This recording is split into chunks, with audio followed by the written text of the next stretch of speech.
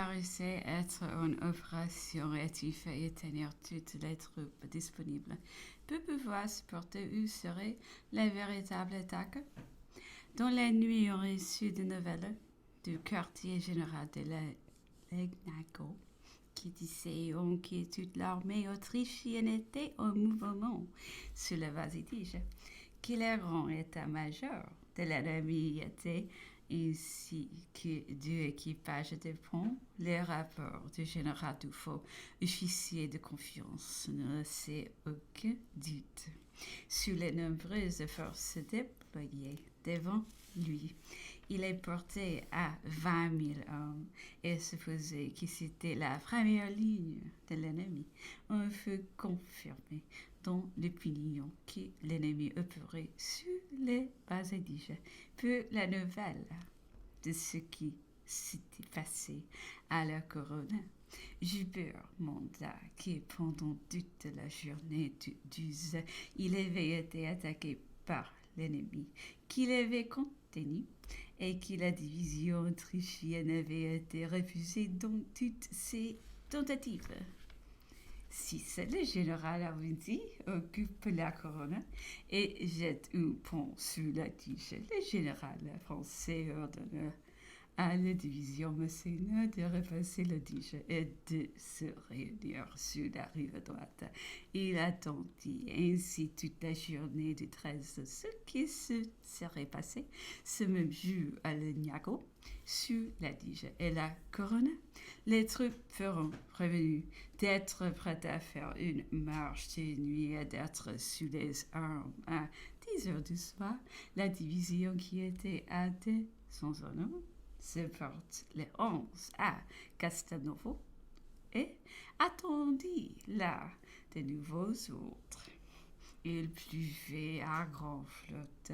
Les troupes étaient sous les armes, mais le général en chef ignorait encore de quel côté il les dirigerait.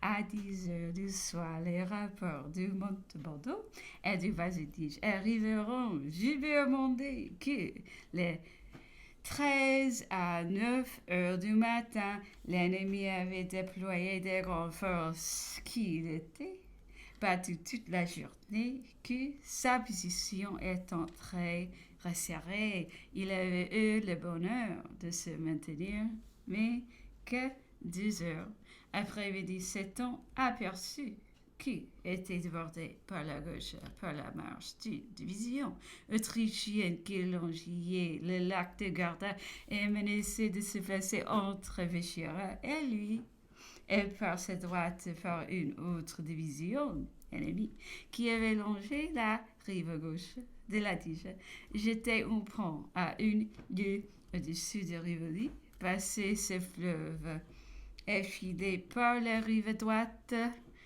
longeant les pieds du mont de Bordeaux pour enlever la plateau de Rivoli.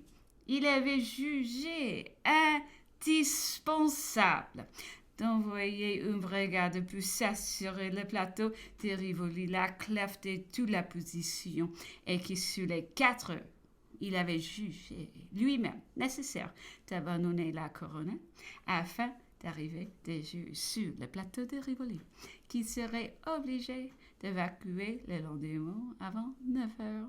Sur le Vasidij, l'ennemi avait bordé la rive gauche, nous étions sur la rive droite. Les projets de l'ennemi se trouvaient dès lors démasqués. Il fut évidemment qu'il opérait avec 2 grandes armées sur le mont de Bordeaux et sur le Vasidij. La division Augereau parut suffisante pour disputer et défendre le passage de la rivière.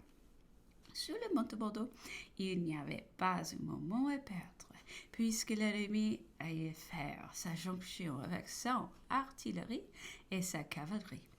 En s'emparant du plateau de Rivoli, et que si on pouvait l'attaquer avant qu'il ne se fût emparé de ce point important, il serait obligé de combattre son artillerie et son cavalerie. Il ne faut plus du tout que la principale attaque de l'ennemi ne fut pas le Montebordo. Toutes les troupes furent donc dirigées sur le plateau de Rivoli. Le général en chef s'y rendit lui-même à 2 heures du matin. Cette bataille de Rivoli, le temps s'était éclairci. Il faisait une claire de lune superbe. Napoléon monta sur différentes hauteurs et observa les diverses lignes des feux ennemis. Elles remplissaient le pays entre la Dige et le lac de Garda. L'atmosphère en était embrassée. On distinguait fort bien 5 corps qui paraissaient formés par 5 divisions qui avaient déjà commencé leur mouvement la veille. Les feux des bivouacs annonçaient 40-50 000 hommes. Les Français devaient être à 6 heures du matin à Rivoli avec 22 000 hommes.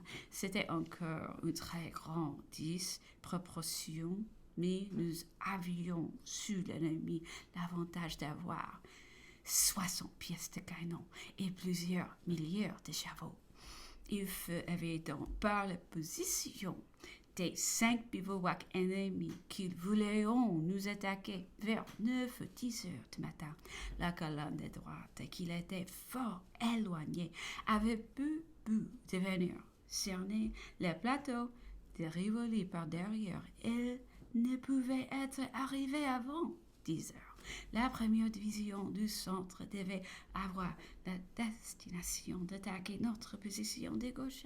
La seconde, qui était sur la crête supérieure du Montebordo, près Saint-Marco, avait pu s'emparer de la chapelle de Saint-Marco, de descendre par le plateau de Rivoli et d'ouvrir le chemin à la colonne de gauche qui avait longé le pied du Montebordo et se trouvait bivouaqué au bord du plateau, le long de la Dige au fond de la vallée. Le 5e bivouac paraissait une division de réserve. Il était en arrière. Sur ces données, Napoléon établit son plan. Il ordonna à Joubert, qui avait évacué la chapelle Saint-Marco et qui n'occupait plus le plateau de Rivoli, qui, par une arrière-garde, de reprendre 18 l'offensive, de se remparer de la chapelle et à l'aube du jour, d'épuiser la 12e division du centre de l'ennemi qui était sur la crête supérieure, aussi loin que possible, sans croûte, instruit par un prisonnier de l'évacuation de Saint-Marco, venant d'en prendre possession lorsque Joubert remonta sur cette chapelle à 4 heures du matin et reprit sa position en avant.